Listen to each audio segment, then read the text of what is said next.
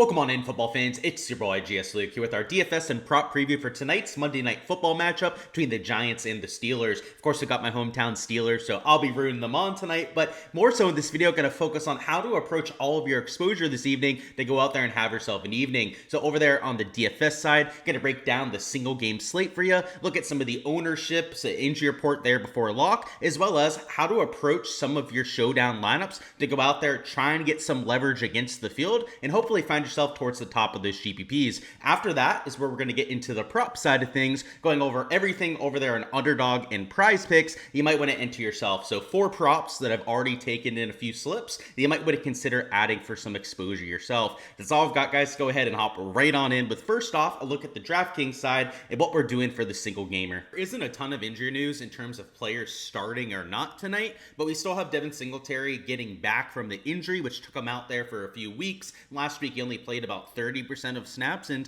while that is expected to go up, he still may be feeling some of the effects of that injury. So a Tyron Tracy Jr. is projecting through the roof when it comes to his points per dollar value, but outside of that one specific situation, there isn't much to worry about for tonight. So from the injury angle, at least, a slate that isn't all that complicated, but from the ownership angle, one that is a little bit disappointing for me, because you guys know I'm a huge Steeler fan, and tonight with a 6-point spread favoring Pittsburgh, you're going to see them as the far more popular side. I say it's a little bit disappointing because you guys know I'm going to stack my home team, especially when they're going to be 6-point favorites. And unfortunately for myself, if I wanted to do that in the large field GPPs, well, I'm going to be building extremely chalky lineups. So if you were going into tonight thinking that a 4-2 Steelers build feels kind of nice, but you, along with everyone else out there in the industry, is thinking the same way. So you're going to see a ton of 4-2 Steelers lineups. I think a few 3-3s, as you always do out there in Showdown, but even a 5-1 Steelers lineup, so a full onslaught out there for Pittsburgh, is I think going to be a lot more popular than what you're expecting. So if you're somebody like myself, you agree with that kind of sentiment that the Steelers 4-2 is probably the optimal build, then you might want to stay away from some of those large field GPPs. That's personally what I'm choosing to do tonight. I'm not going to enter a 20,000 entry plus contest.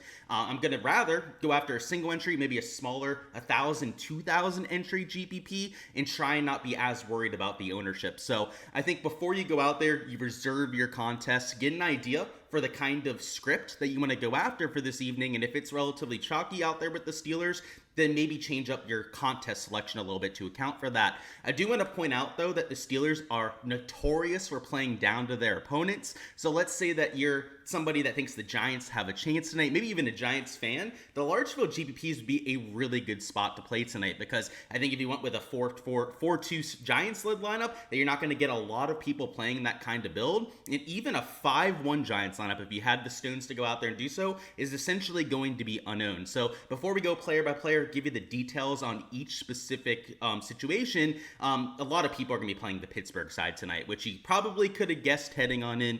But yeah, a 4-2 Steelers lineup is not going to be as different as you guys probably think. Let's go through a few of these specific players. So starting up top with Malik Neighbors at $10,000.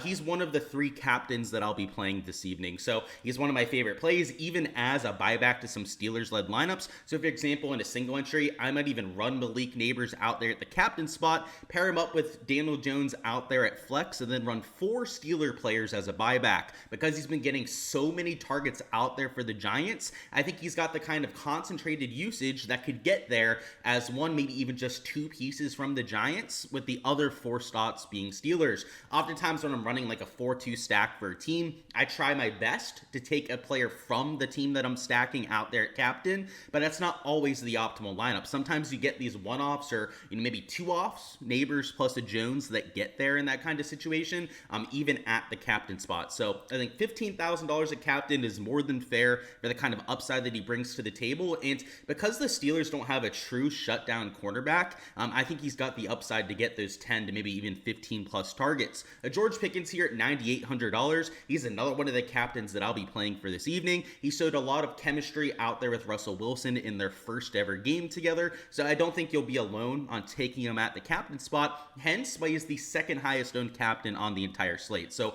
over here, of course, you can see my projections. The player pool, the stack info is going to be blacked out over there for my Patreon members. Of course, if you want to access all of these yourself with that that stack and player pool info, make sure to check out the Patreon page, link in the description of the video. But these projections, they'll change up before lock as well. George Pickens, Malik Neighbors are going to be the most popular captains, partially because they're too cheap. $10,000 for the most expensive player isn't something that we see that often, so very efficient price tag out there with Malik Neighbors. And even $9,800 for Pickens after what he showed us last week is going to get a lot of attention, a lot of eyeballs out there in this kind of slate. So I think other than going with the Giants-led lineup out there in GPPs, if you avoided these wide receivers or quarterbacks at the captain spot, that would be another way to generate a lot of leverage out there in those large field contests. Both quarterbacks are okay plays. You're going to want at least one pass catcher with Russell Wilson every time you're playing him. Just not enough rushing upside to get there by himself. Daniel Jones, on the other hand, while you'll usually want at least one pass catcher, he does have enough rushing upside to where you could play him in a one-off. I mentioned the one-off out there with Malik Neighbors already, but potentially even naked as a buyback as well. He'd require a rushing touchdown to go out there and get there in that kind of situation, but he does have the rushing upside to at least make that possible. So, well, it's probably still a good idea to go out there and correlate him with at least one receiver. There are situations, very specific situations, albeit, where that could be an optimal build. Najee Harris is my favorite play on the entire slate, and it is not particularly close. He's gone for 100-plus rushing yards the last 2 weeks, which is sneaky. I don't think a lot of people know that about Najee Harris. And the only games this year where he's gone under 15 carries are games where he's lost out there with the Steelers. So if he's getting the usage, getting close to 20-plus carries, he's going to post you 70, 80-plus rushing yards. Not the best receiving back. He's been capped out at about 2, maybe 4 receptions per game out here in 2024. But at $9,200, he's got the most efficient price tag towards the top end of the board. In fact, the only more efficient price tag would be a quarterback in Russell Wilson. But when you compare him to the other skill position players, he's even better than guys like a Neighbors, Pickens, and Daniel Jones when it comes to their points per dollar value. And while he's carrying some ownership down here, everyone towards the top end of the board is going to carry some ownership this week. In fact, in terms of the guys that are $9,000 plus, everyone is at least 50% owned. And if anything, Najee Harris is the lowest owned of all these players up here. So while he is a solid 14% at captain, I do think he'll get some run out there at that position. His total ownership number is lower than a Daniel Jones and Wilson, and it's even a step lower than guys like Pickens and Neighbors. So the fact that he's $9,200, I think a very fair price tag out there on Najee Harris. They're getting the lowest ownership number and arguably the best matchup of any of these players this week. The front seven for the Giants has been pretty good at rushing the passer, but not so much against opposing rushing attacks. I think he's the guy that you want from the Steelers. So obviously a lot of the player pool stuff is blacked out, but what I'll tell you that Najee Harris is somebody that I'm running out there at captain, and it's going to be a borderline near lock for me. In fact, the only lineups where I'm probably not going to have Najee Harris tonight are probably going to be lineups where I'm going more Giants heavy, which, as I already mentioned, are not going to be very popular out there in my builds. Devin Singletary, we'll have to see the kind of usage that he gets. I'll admit I'm higher on the Steelers tonight than the Giants. Probably could have told that by now, but if I was higher on the Giants, I would definitely have Devin Singletary, as last week he only saw like 30% of snaps, but that is expected to go up this week, and because he's more of a traditional rushing running back as opposed to like a receiving back out of the backfield, if they get ahead or if they're even in a competitive game script, that is going to boost his usage a lot, right? It's going to give him an extra 15, maybe even 30, 40% extra usage, which at $8,400, he's going to need on this kind of slate. So it's not a great matchup. He's not expected to get all of the usage tonight as he's still coming back from injury. But if you were going to be Giants heavy, if you were really going after that game theory, I don't know how you couldn't play Devin. I mean, he's 11%, nearly 12% owned out there at flex. There's essentially no one using him out there in lineups. Wan'Dale Robinson is way too expensive for the kind of ceiling that he has. He's more of a PPR heavy kind of wide receiver. So if he's going to get a ceiling performance, it's going to take at least one touchdown, maybe even 2 touchdowns to get to that kind of performance. So he's not my favorite play, but if you need a buyback, if you need one of these mid-tier wide receivers to go out there and get you 10 to 15 points, that's the kind of ceiling that Wan'Dale Robinson has because he's not a big play wide receiver. Jaylen Warren is also a lot more expensive than he probably should be. So I'd say in general, this mid-tier range, especially these three, from like Singletary, Robinson, and Jaylen Warren here, just aren't the strongest plays. Jaylen Warren has not seen nearly as much usage in 2024 as what he saw there in last season, and I've still got him over 30% combined ownership. So Not my favorite play, and I'll just tell you as a Steeler fan, he's not going to get the ball nearly as much as what you probably think, especially if you were watching last year. Last year, he'd get 10 to 12 touches a game. This year, it's like 5 or 6 that he's been getting rather consistently. Patrick Freiermuth here, he looked really good out there with Russell Wilson last week. I think it's a fair price tag, but $6,200 for a tight end is always a little bit steep, particularly when it's not an elite tier option like a George Kittle or a Travis Kelce. Speaking of steep price tag, Darius Slayton is also extremely expensive at $5,800. So you could even extend this mid-tier range the whole way down from like Devin Singletary to Darius Slayton. A lot of poor points per dollar values that you have down here in this range. So if you're going to try and get some leverage, there are a few players that you could do it with, most notably a Devin Singletary, maybe a Darius Slayton here at $5,800. But some of these other guys like Robinson, a Warren, and a Freiermuth are getting some legit steam. So as you can tell, I'm going to be either at the field on a lot of these players or potentially even below the field on a lot of this mid-tier range. I'd rather go cheaper to a Steelers defense. Obviously, you'd correlate that out there with the Steelers heavy lineup. Chris Boswell has a fantastic points per dollar projection tonight, partially because he's been so accurate in 2024 and also because the Steelers are favorites and he's only $5,000. Greg Joseph, not the best projection, but if you're going to assume that the Giants stall out in the red zone, maybe that'll give him some extra opportunity. And against a tough defense, I don't think that's out of the picture. Tyrone Tracy Jr. is by far the best value play towards the bottom end of the board. If he's going to see 40+% of the snaps tonight, which is what I'm projecting for, right around 40, maybe 50% of the snaps out there for the Giants, at $4,400, he's like the clear guy to take towards the bottom end of the board, especially if you're going to go with Steelers heavy lineups as opposed to Singletary is more of that traditional style running back. Needs that close, maybe even positive game script to go out there and get there. Tyrone Tracy is the exact opposite. He's more of a receiving back. In fact, he was a wide receiver out there at college, so he's a converted running back over here in the NFL. He's $4,400, and if they play from way behind, so let's say that you're playing some Steelers-led lineups like I'll be doing in a lot of cases tonight, Tyrone Tracy is the perfect buyback as he'll get extra usage out of the backfield as a wide receiver. So if you look at the usage last week, he played over 65% of snaps. That's huge compared to the about 30% you had with Devin Singletary. But on top of that, with Tyrone Tracy Jr., he ran 4 times as many routes as what you had with Singletary. So even though the snap share already favored Tracy, it was an even bigger split when it came to routes run. So he is the receiving back. If they get behind, I would expect to see him play even more than what he would in a vacuum. Van Jefferson is playing a ton of snaps for the Steelers, but unfortunately as old and as dusty as they come. So he's really got to score a touchdown to get there. He really doesn't have any other way to do so. At the Giants defense, if I was higher on the Giants tonight, I would probably have some of them out there in like 4-2 Giants builds. Calvin Austin III, if you're going to go with a Steelers wide receiver that is not named George Pickens, my favorite option would be CA III, as we call him over there in Steelers. Reason for that, he's got big play upside, right? He's got really good speed. We've seen him score long touchdowns against the Raiders last year. It was like an 85-yarder. Got to see that one in person. That was a pretty sweet play. But this year, also Justin Fields 2-3 weeks ago hooked up with him for like a 60-yard touchdown.